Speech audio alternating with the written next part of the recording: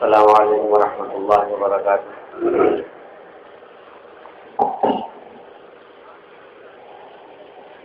بسم اللہ الرحمن الرحیم،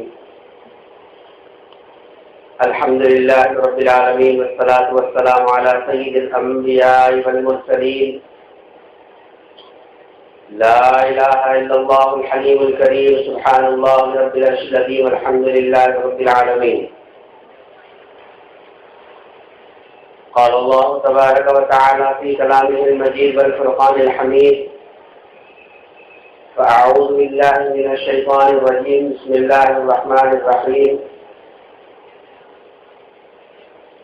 الذین آتیناہم الکتاب یتلونہ حق تلاوتہ اولئک یؤمنون بہ، صدق اللہ العظیم۔ قال النبی صلی اللہ علیہ وسلم خیرکم من تعلم القرآن وعلمہ، او کما قال علیہ الصلاۃ والسلام۔ معزز شہریان بدر، آج ہم سب جس نسبت پر یہاں جمع ہوئے ہیں وہ ہے قرآن کریم کی نسبت۔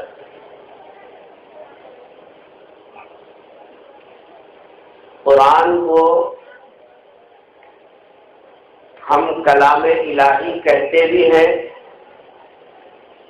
اور حقیقت میں وہ کلام الہی ہے۔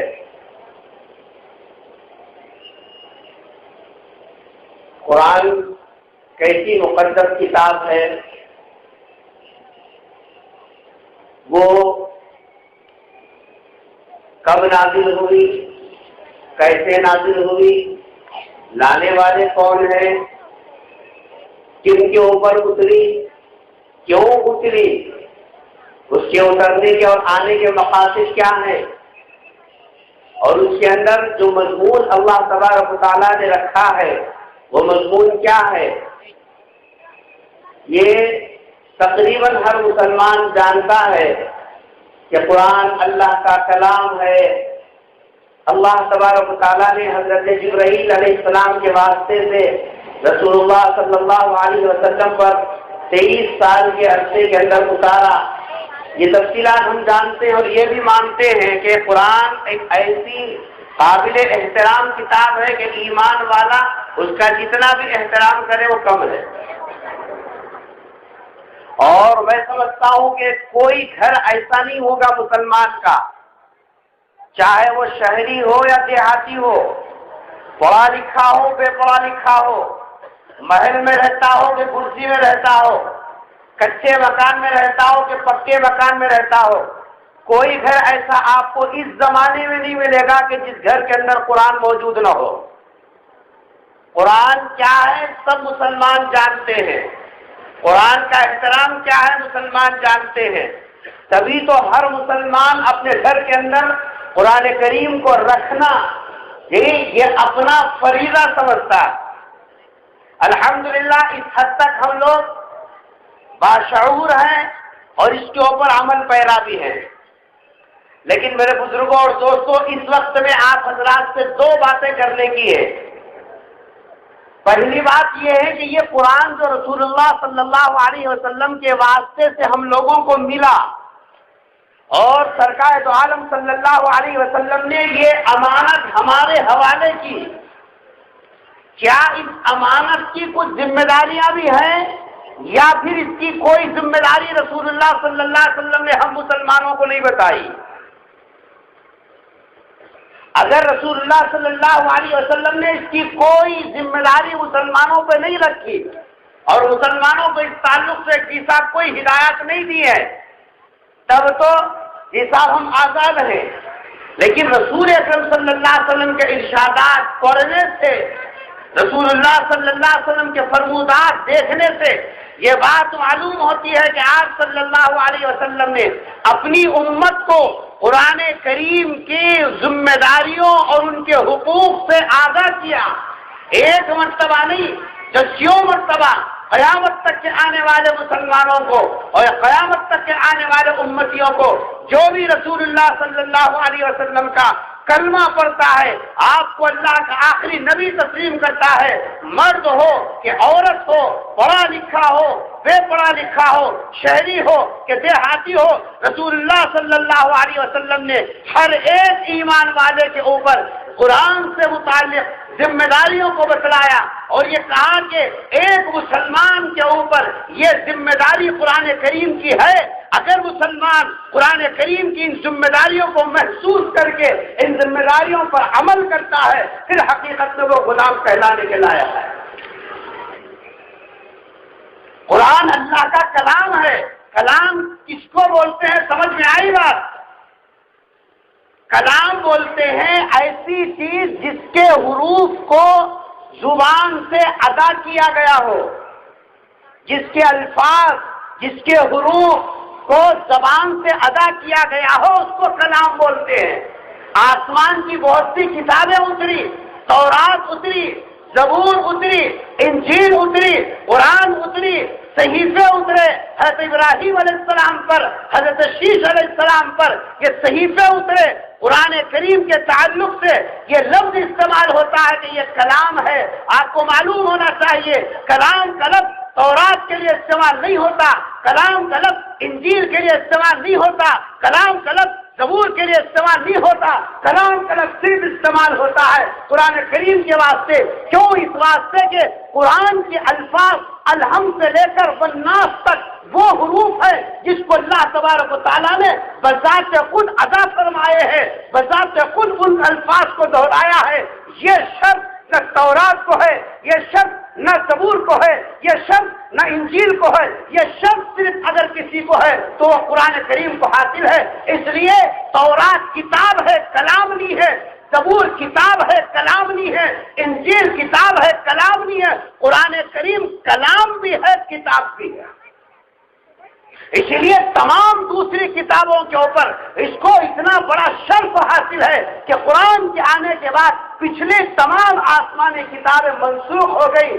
اب قیامت تک جو کتاب چلے گی، جو کتاب کے اوپر عمل کرنا لازم ہے، چاہے وہ پہلے کسی بھی مذہب کو مانتا ہو، اس کے لیے لازم ہے کہ وہ قرآن کریم کے احکامات کے اوپر عمل کرے۔ ایسی عظیم کتاب جس کے حروف کو اللہ تبارک و تعالیٰ نے ادا کیا ہو، کیسے ادا کیا وہ اللہ اپنی شان کے مطابق ادا کیا، اس کی کیفیت ہم کو نہیں معلوم کہ اللہ تبارک و تعالیٰ نے اس کے حروف کیسے ادا کیے۔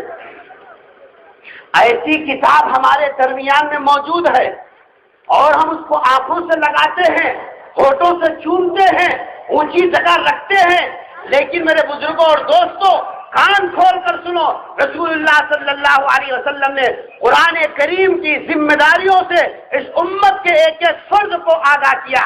ایک موقع پر رسول اللہ صلی اللہ علیہ وسلم نے ارشاد فرمایا کہ یا اہل القرآن، اے ایمان والو، اے قرآن کے اوپر ایمان لائے ہوئے لوگوں، سنو، قرآن کریم کے تمہارے اوپر ذمہ داریاں اور قرآن کریم کے حقوق یہ ہے کہ پہلا حق یہ ہے لا تتوسطوا القرآن، قرآن کے اوپر ٹیک نہیں لگانا۔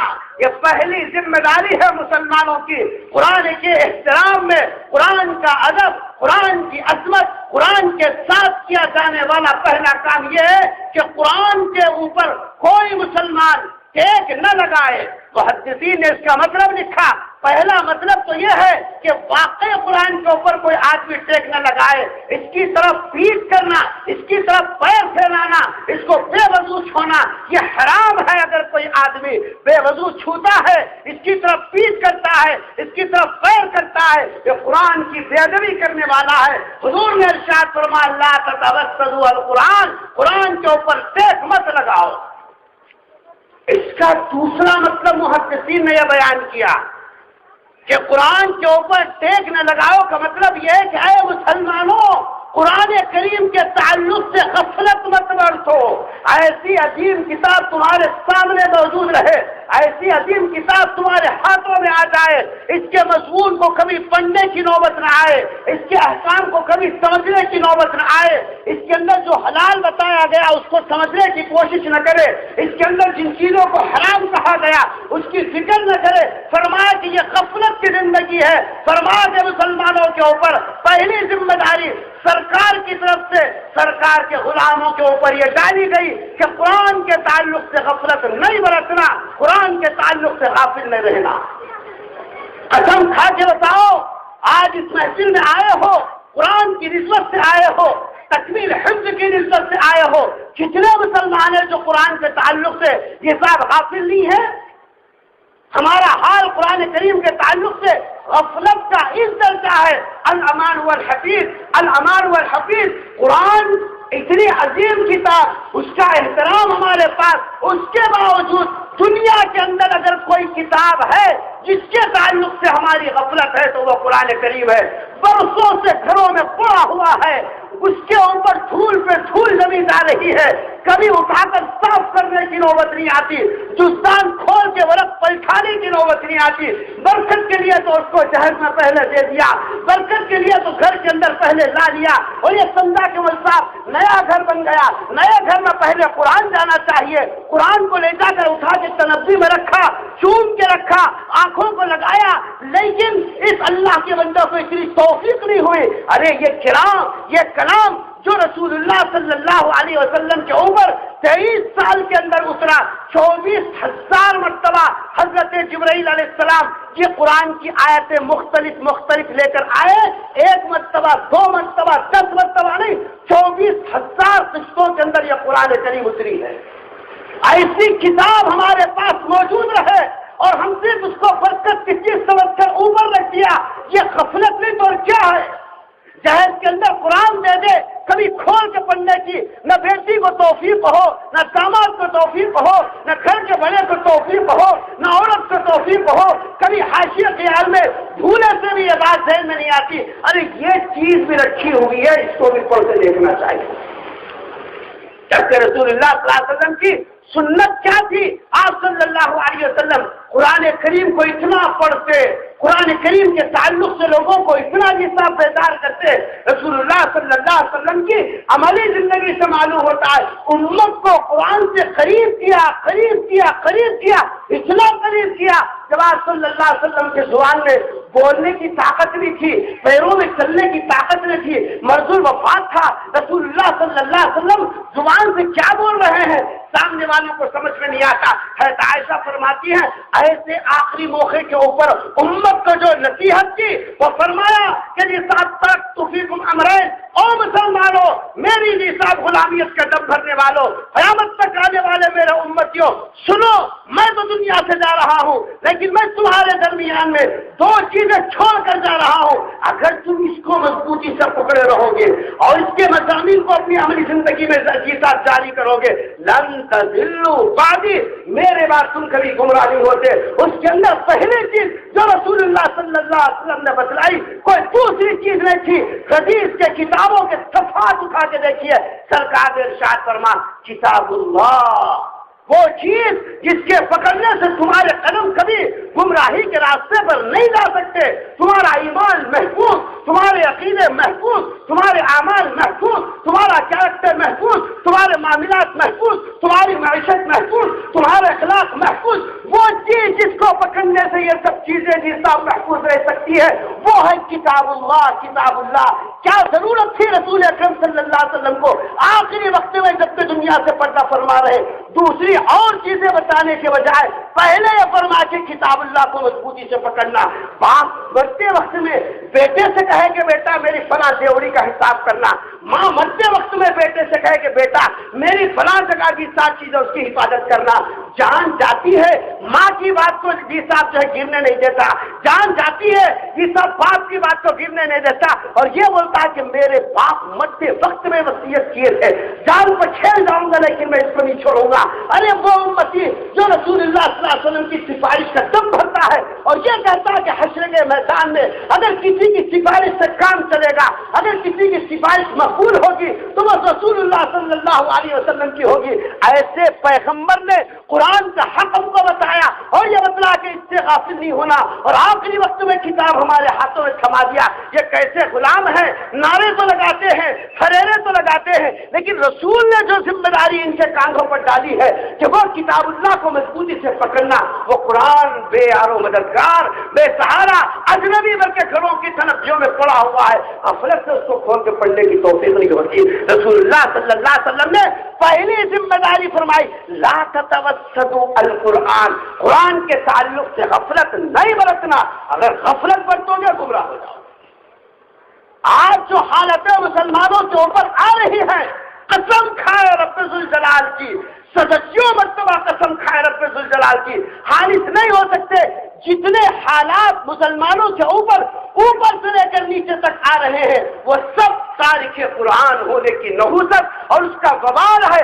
ہم نعرے تو لگائیں قرآن قرآن، قرآن کا ایک حکم ہماری عملی زندگی میں نظر نہیں آتا۔ قرآن نے کہا تھا کہ رشوت حرام ہے، قسم کھا کے بتاؤ اللہ کا گھر سامنے ہے، کتنے مسلمان ہیں جو اس کی حرمت کا لحاظ کر کے رشوت سے بچتے ہیں؟ قرآن نے کہا کہ سود حرام ہے، قسم کھا کے بتاؤ کہ کتنے لوگ ہیں جو سودی کاروبار سے بچ رہے ہیں؟ قرآن نے کہا کہ ماں باپ کو چھڑکی نہیں دینا، قسم کھا کے بتاؤ کتنے مسلمان ہیں جہاں ماں باپ کا احترام اور ان کی عزت کی جاتی ہے؟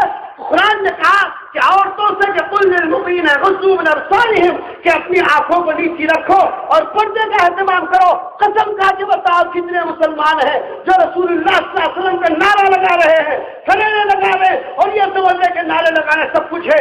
ایک طرف رسول کی غلامیت کا دعویٰ، ایک طرف رسول اللہ صلی اللہ علیہ وسلم کے آخری نبی ہونے کے تسلیم کرنے کا دعویٰ، لیکن گھروں کی عورتیں بے پردہ، بے محابہ، بن ٹھن کے بازاروں کی زینت بنی ہوئی ہے، جیسا دوسروں کی نگاہوں کی زینت بنی ہوئی ہے۔ بتاؤ قرآن کا کون سا حکم نہ عورتوں میں موجود، نہ بوڑھوں میں موجود، نہ بچوں میں موجود، نہ جوانوں میں موجود؟ یہ قرآن کریم کے ساتھ غفلت نہیں ہے، اس کا وبال ہے، اس کا وبال ہے۔ اور مجھے کہنے دیجیے یہ بات، ایک زمانہ تھا جو ہے استسقاء کی نماز پڑھ کے آتے تو پڑھنے سے پہلے بے چینی کے ساتھ جاتے اور پڑھ کے آتے تو بشاشت کے ساتھ، پانی کے بوندوں کے ساتھ، خدا کی رحمت کے فیصلوں کے ساتھ گھروں کو واپس ہوتے۔ آج سینکڑوں جگہ پر استسقاء پڑھ لی گئی، لیکن کیوں اللہ تبارک و تعالیٰ کے فیصلے نہیں بدل رہے ہیں؟ ہماری آنکھوں کے سامنے اللہ تبارک و تعالیٰ پانی سے بھرے ہوئے بادلوں کو اوپر سے لے جا رہا ہے، ٹھنڈی ہوائیں گواہی دے رہی ہے، جانے والے بادل خالی نہیں جا رہے ہیں، ان بادلوں کے اندر پانی کا وزن ہے۔ کیا بات ہے کہ اللہ کا فیصلہ رکا ہوا ہے، پانی کے بوند بوند کے لیے مخلوق ترس رہی ہے، کیوں پانی نہیں برستا؟ اس لیے نہیں برستا کہ قرآن کا اعلان ہے ان اللہ لا یغیر ما بقوم حتی یغیروا ما بانفسہم۔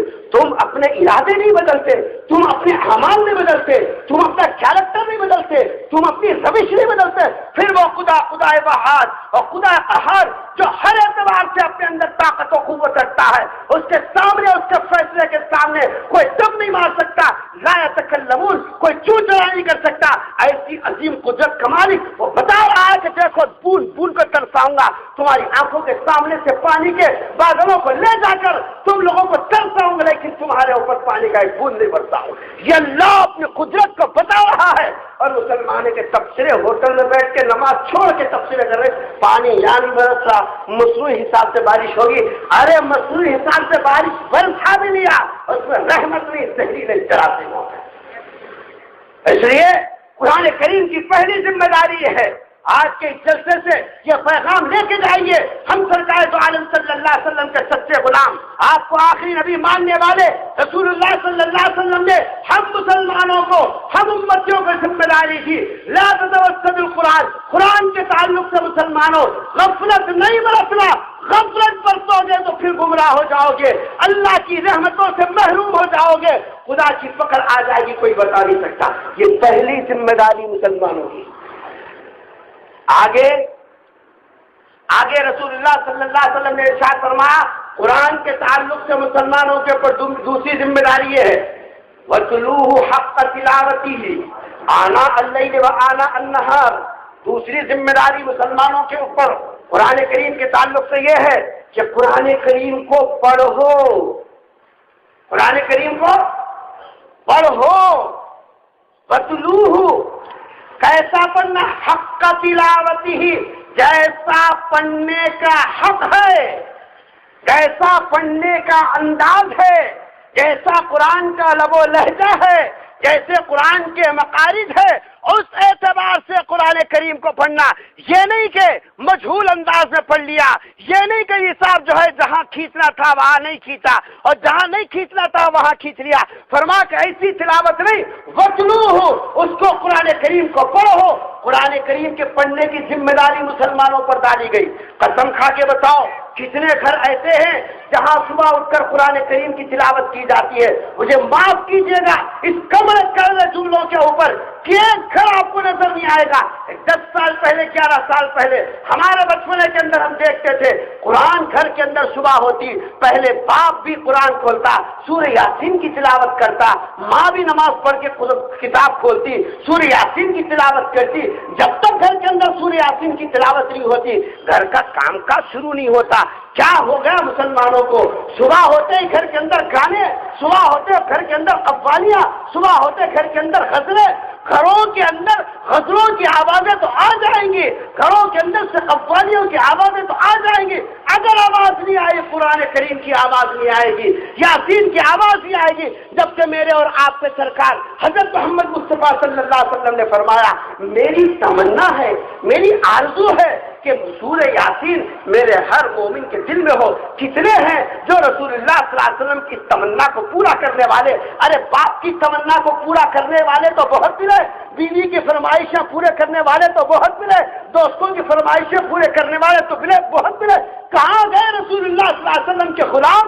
کہاں گئے رسول اللہ صلی اللہ علیہ وسلم کے نعرے لگانے والے؟ کہاں گئے رسول اللہ صلی اللہ علیہ وسلم کے نام پہ پھریرے لگانے والے؟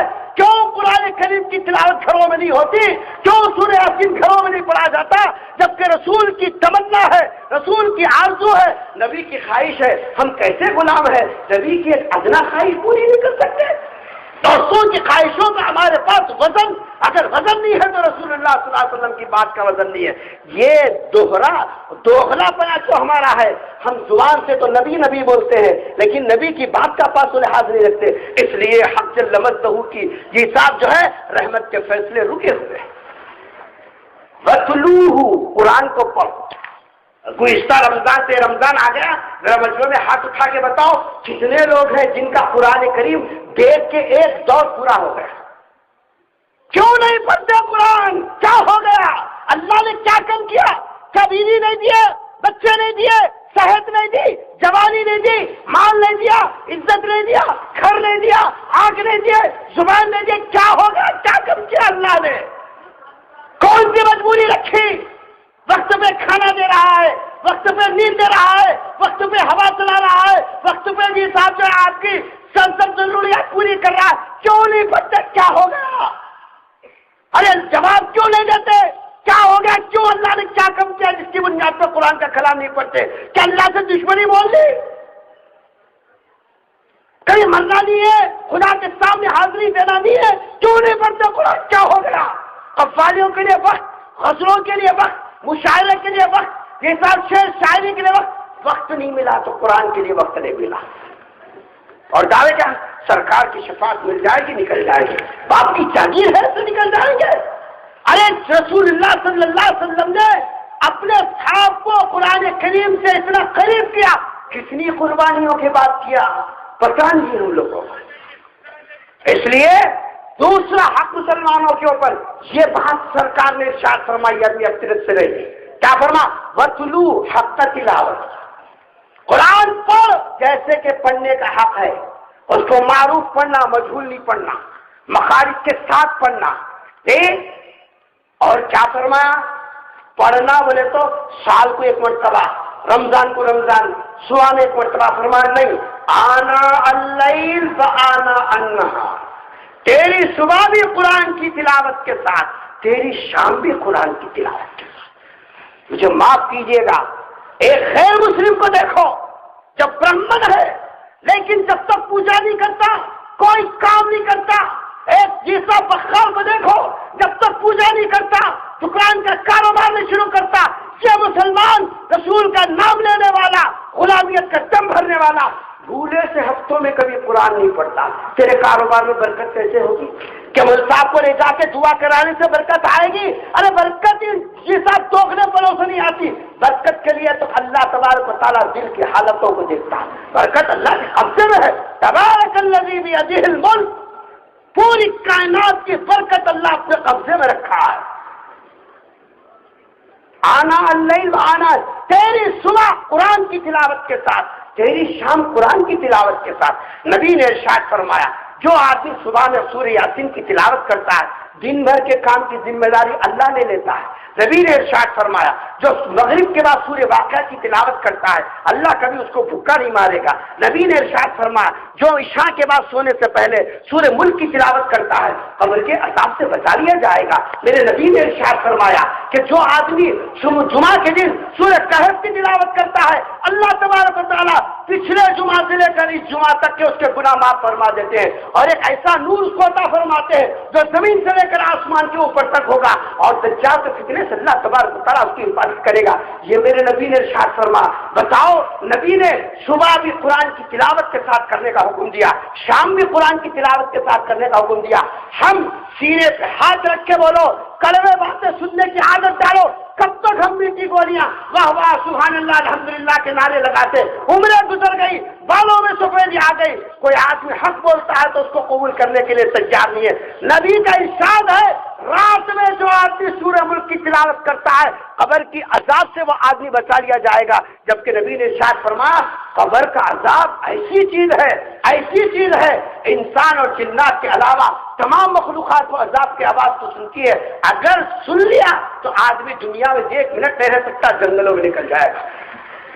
ایسا خطرناک عذاب سورہ ملک کی تلاوت سے حساب جو ہے وہ آدمی بچ جائے گا۔ قسم کھا کے بتاؤ کتنے مسلمان ہیں جو رات کو سوتے وقت میں سورہ ملک پڑھیں؟ عالم نہیں پڑھتا، حافظ نہیں پڑھتا، امام نہیں پڑھتا، مقتدی نہیں پڑھتا، حساب تو پھر ایرے خیرے کیا ہوتے ہیں؟ جن کے سینوں میں قرآن ہے وہ نہیں پڑھتے، جو دائی ہے وہ نہیں پڑھتے، جو حافظ ہے وہ نہیں پڑھتے۔ کیوں نہیں پڑھتے؟ بابا گھر میں ٹی وی لا کے رکھے، مرے ہوئے کتوں کی طریقے سے بیٹھ کے ٹی وی دیکھتے دیکھتے سو گئے، ماں سو گئی، بہن سو گئی، بیٹا سو گیا، بڑا سو گیا، چھوٹا سو گیا، قرآن گھر میں نہیں پڑھا گیا، شیطانی باتیں سب پڑھی گئی۔ آپ بتلائیے کیسے بارش ہوگی؟ کچھ تو ہونا آ کر بارش ہونے کے واسطے، کچھ تو بتانا سامنے اللہ یہ کام کر گیا اس کو دیکھ کے جی صاحب بارش پڑتا۔ وقت نہیں ہے ورنہ میں بتاتا۔ جب آدمی واقعی کام کرتا ہے اور اخلاص کے ساتھ کرتا ہے اللہ کو بتاتا اے اللہ یہ میرا عمل ہے، اس کی برکت سے میری یہ مصیبت دور کر۔ اللہ کے رسول نے ارشاد فرما فوراً اللہ تبارک و تعالیٰ کی مدد اترتی ہے۔ دوسرا حق وَتِلُوهُ حق تلاوتہ آنا اللیل و آنا النہار، قرآن کو پڑھ صبح اور شام۔ ایک مسلمان کی، ایک مومن کی، ایک نبی کے غلام کی صبح بھی قرآن سے ہو، شام بھی قرآن سے ہو، یہ دوسری ذمہ داری۔ پھر تیسری ذمہ داری رسول اللہ صلی اللہ علیہ وسلم نے اس امت کے افراد کو، مرد ہو کہ عورت، بلا کسی تخصیص کے یہ ارشاد فرمایا کہ بخشوہ، قرآن کی اشاعت کرو، اس کو پھیلاؤ۔ یہ کوئی ایسی چیز نہیں ہے کہ دبا کے گھر کے اندر رکھ لو، بلکہ اس کو پھیلانا۔ کب پھیلائے گا؟ خود کو معلوم ہے تھیلی میں کیا ہے تو دوسروں کو بھی بتاتا ہے، خود کچھ پتا نہیں اندر کیا رکھا ہوا ہے تو کیا پھیلائے گا۔ رسول اللہ صلی اللہ علیہ وسلم نے مسلمانوں کو ذمہ داری دی قرآن کو پھیلاؤ، لوگوں کے درمیان میں بتاؤ یہ اللہ کی کتاب ہے، یہ اللہ کا کلام ہے، یہ ہماری ہدایت کے واسطے اترا ہے، اس کے اندر حلال و حرام کی تفصیل ہے، اس میں زندگی گزارنے کی تفصیل ہے، اس میں اللہ کن کاموں سے خوش ہوتا ہے اس کی تفصیل ہے، لوگوں کو بتاؤ۔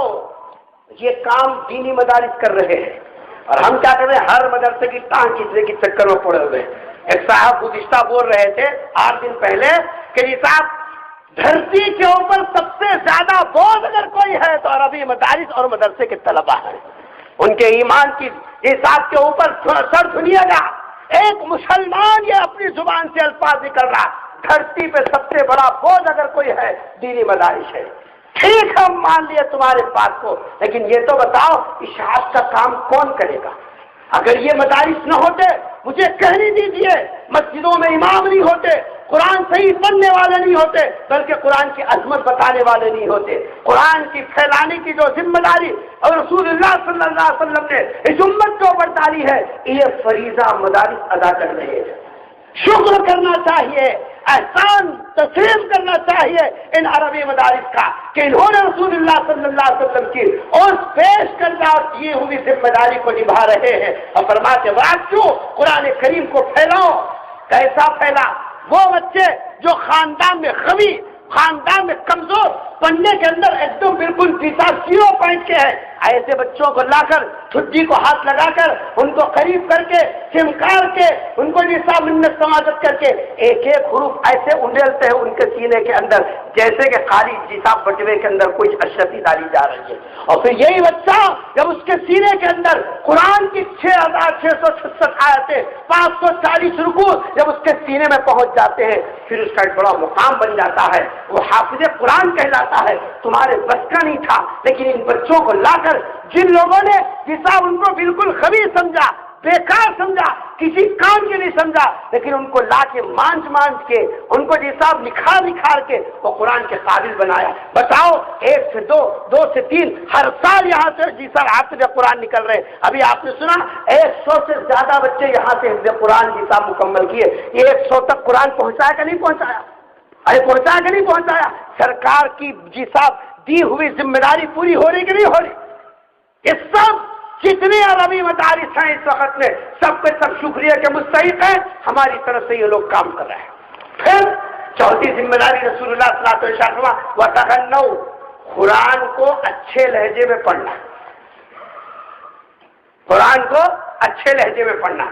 انگلش کو اچھے لہجے میں بولنا ہے تو وہ جیسا پروفیسر صاحب کا ٹائم صبح میں 4 بجے سے 5 بجے تک ملتا، 6 بجے سے ان کا کالج شروع ہو جاتا، 4 بجے رات کو پینڈل مارتے ہوئے بھیجنے کے لیے تیار۔ جوان بیٹی ہو تو بھی بھیج دے، جوان بچہ ہو تو بھی بھیج دے، اکیلا ہو تو بھی بھیج دے، لیکن وہاں کوئی چیز آرے نہیں آتی۔ اور عربی سیکھنے کے لیے، قرآن سیکھنے کے لیے ان سے کہا جاتا ہے کہ آدھا گھنٹہ جی صاحب قرآن پڑھو اور قرآن کے لہجے کو درست کرو۔ بولتا آپ قرآن پڑھے تو کیا ہوتا ہے کہ روٹی ملنے والی ہے؟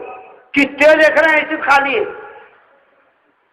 عربی انگلش کا لہجہ سیکھنے کے لیے آپ نے ٹیوٹرز رکھ لیے، ٹیوشن دلا دیا، لیکن عربی کا لب و لہجہ حساب صحیح کرانے کے لیے اس کی کوئی ضرورت ہی محسوس نہیں کرتے۔ جبکہ سرکار نے شرط کا فرما وَتَغَنَّوْا، قرآن کو اچھے لہجے میں پڑھنا، پڑھے تو آدمی کا رواں کھڑا ہوتا ہے۔ قرآن کہتا وَإِذَا سَمِعُوا مَا أُنزِلَ إِلَى الرَّسُولِ تَرَىٰ أَعْيُنَهُمْ تَفِيضُ مِنَ الدَّمْعِ، جب ان کے سامنے قرآن پڑھ کے سنایا جاتا ہے تو اے مخاطب تو دیکھے ان کے آنکھوں سے آنسو جا رہے ہیں۔ یہ ذمہ داری مسلمانوں کو رسول اللہ صلی اللہ علیہ وسلم نے دی، قرآن کو پھیلانا اور قرآن کو کچھ اچھے لہجے میں پڑھنا۔ الحمدللہ یہ ذمہ داری بھی دینی مدارس پورا کر رہے ہیں۔ بچے کو ایک سے ایک نصاب لہجے میں پڑھتے ہیں، اس کے مسابقے رکھے، ان کے اندر اچھے لہجے کا شوق بیدار کر رہے ہیں عربی مدارس۔ پھر اس کے بعد رسول اللہ صلی اللہ علیہ وسلم نے ارشاد فرما مسلمانوں قرآن کے تعلق سے 5ویں ذمہ داری یہ ہے وَتَدَبَّرُوا، قرآن میں غور و فکر بھی کرو۔ قرآن صرف برکت کے لیے نہیں آیا بلکہ وہ عمل کے لیے آیا، اس میں غور و فکر کرو۔ کیا فرماتے ہیں ایک جگہ امام غزالی رحمۃ اللہ علیہ نے لکھا کہ اللہ شکوہ کرتا ہے بندوں سے، اے میرے بندے تیرے دوست کا خط آ جائے اور تو زبان نہیں جانتا تو جب تک وہ دوست کا خط کسی دوسرے سے نہیں پڑھوا لیتا تجھے بے چینی رہتی ہے، کوئی مضمون سمجھ میں نہیں آیا، کوئی پیراگراف سمجھ میں نہیں آیا تو یہ دوست کے بجائے دوسرے دوست کے پاس جا کے سمجھتا ہے یہ کیا بول رہے ہیں، جیسا خوش ہوتا ہے اور اس کے بغیر بے چینی رہتی ہے۔ اے بندے میں تیرے پاس، میں تیرے نزدیک تیرے دوست سے بھی گیا گزرا ہوں، میرا کلام تیرے پاس آیا، میرا قرآن تیرے پاس آیا، کبھی فکر کی کہ میرا خدا میرے کو کیا بول رہا ہے، کیا کرنے کے لیے بول رہا ہے؟ کبھی فکر ہوگی؟ اللہ بندوں سے شکوہ کر رہا ہے، کیا ضرورت ہے شکوہ کرنے کی؟ سر کے بال پکڑ کے زمین میں پٹک کرتا اللہ تبارک و تعالیٰ کو اختیار تھا، لیکن اللہ 70 ماہوں سے زیادہ محبت رکھنے والا ہے، اس کی شان رحیمی ہے، وہ پٹکا نہیں بلکہ موقع دیا، اب نہیں توڑ، اب نہیں توڑ، اب نہیں توڑ، پڑھ دیکھ۔ کا کپڑے کا معیار بدل گیا. پرانے زمانے میں کھچر پہنتے تھے, آج 1 سے 1 500 روپے کا نصاب جو ہے معیاری کپڑا ہونا. کھانے کا معیار بدل گیا, اونچے معیار کا کھانا. رہنے کا معیار بدل گیا, اونچے رہنے کے نصاب معیار کے اندر. کبھی قرآن کا معیار بھی بڑھانے کی کوشش کی؟ وہی بچپنے میں انا آتینا جو قل هو اللہ پڑھا تھا, آج تک اسی کے اوپر نماز رکھ رہی ہے. اور یہ بولتے ملتاب نماز تو ہو جاتی نا. ارے نماز بھی ہو جاتی, بغیر شکر کے چائے بھی ہو جاتی. کبھی پیا بغیر شکر کے چائے؟ اگر بیگم کی طرف سے بغیر شکر کے چائے آ جائے, پیالی لے کے منہ پہ مارے گا. چائے دینے کا سلیقہ نہیں آتا. بغیر نمک کے کھانا کھایا جا سکتا ہے, لیکن ذرا نمک کم ہو جائے تو کتنا جوش بتاتا ہے. پھر کیسے بغیر لہجے کے قرآن پڑھے گا؟ شاہ قرآن نے کیا فرما, تدبرو, قرآن میں غور و فکر کر اللہ کیا بول رہے ہیں, کیا بتا رہے ہیں. میرے مسلمانوں, یہ کڑوی باتیں سنو. آج دنیا ہمارے کتابوں کو نہیں دیکھ رہی, ہماری تقریروں کو نہیں دیکھ رہی, ہمارے میٹر کو نہیں دیکھ رہی, ہمارے مضمونوں کو نہیں دیکھ رہی, ہمارے لٹیچر کو نہیں دیکھ رہی, ہمارے نعروں کو نہیں دیکھ رہی, ہمارے پھریروں کو نہیں دیکھ رہی. دنیا اس وقت میں یہ دیکھ رہی ہے مسلمان جو بول رہا ہے وہ کرتا کیا. کرنے والے مسلمان سے دنیا آج بھی ڈر رہی ہے. اور دنیا چاہتی ہے کہ مسلمان حقیقی طور پر جس آپ عمل کر کے بتلا دیں. آج کہاں ہے مسلمان عمل کے؟ تدبر نہیں ہے تو پھر قرآن کریم کے اوپر عمل بھی نہیں. اس لیے 5ویں ذمہ داری رسول اللہ صلی اللہ علیہ وسلم نے یہ دی کہ مسلمانوں قرآن میں تدبر کرو. تدبر کرنے, غور و فکر کرنے میں کیا چیزیں معاون ہیں, انشاءاللہ کسی موقع پہ وقت رہا تو بتائیں گے. آخری ذمہ داری, 6ٹھی ذمہ داری رسول اللہ صلی اللہ علیہ وسلم نے یہ دی کہ قرآن کریم کا بدلہ دنیا میں مت جو ہے چاہو. یعنی قرآن پڑھ کے پیسہ کمانا یہ بنیاد مت بناؤ. مجھے معاف کیجیے گا, اس وقت میں مسلمانوں نے قرآن کی تلاوت کو دھندا بنا لیا. استغفر اللہ. آپ کے پاس دکان میں ختم قرآن کرنا ہے کیا؟ 500 روپئے دے دو, 5 بچے آ جائیں گے, ختم قرآن کر دیں گے. یہ 500 روپئے وصول کریں. قرآن کو بدلے میں, پیسے کے بدلے میں بیچا جا رہا ہے. تراویح پڑھانے کا موقع آ جائے تو وہاں باضابطہ کمیٹیوں سے حساب جو ہے متعین کیا جائے کہ اتنے دیں گے تو قرآن حساب سنائیں گے. آپ بتلائیے کہ قرآن کریم کے بدلے کو چاہنا نہیں تو کیا ہے؟ جبکہ رسول اللہ صلی اللہ علیہ وسلم نے مسلمانوں کو آگاہ کیا, 1400 سال پہلے آگاہ کیا کہ مسلمانوں قرآن کریم کا بدلہ دنیا میں مت طلب کرو.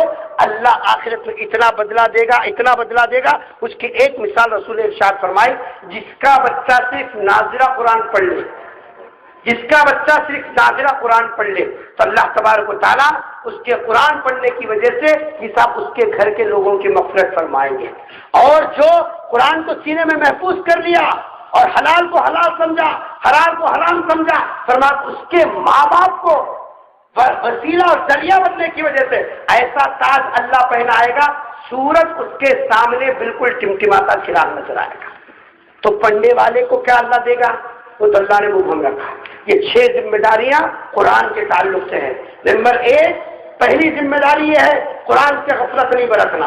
نمبر 2, قرآن کریم کو تلاوت کرنا. صبح بھی ہماری قرآن کی تلاوت کے ساتھ, شام بھی ہماری قرآن کی تلاوت کے ساتھ. نمبر 3, قرآن کریم کو پھیلانا. خود سے نہیں پھیلا سکتے, پھیلانے والا کام کرنے والوں کی مدد کرنا. نمبر 4, قرآن کو اچھے لہجے میں پڑھنے کی فکر کرنا. نمبر 5, قرآن کے اندر تدبر غور و فکر کرنا. نمبر 6, قرآن کا بدلہ دنیا میں طلب نہیں کرنا. دعا فرمائیے اللہ تبارک و تعالیٰ مجھے اور آپ کو اور تمام مسلمانوں کو رسول اللہ صلی اللہ علیہ وسلم نے جو ذمہ داریاں قرآن کی بتلائی ہے اس کو پورا کرنے کی توفیق نصیب فرمائے. رب اغفر وارحم وانت خیر الراحمین. سبحان ربک رب العزة عما یصفون وسلام علی المرسلین والحمد للہ رب العالمین.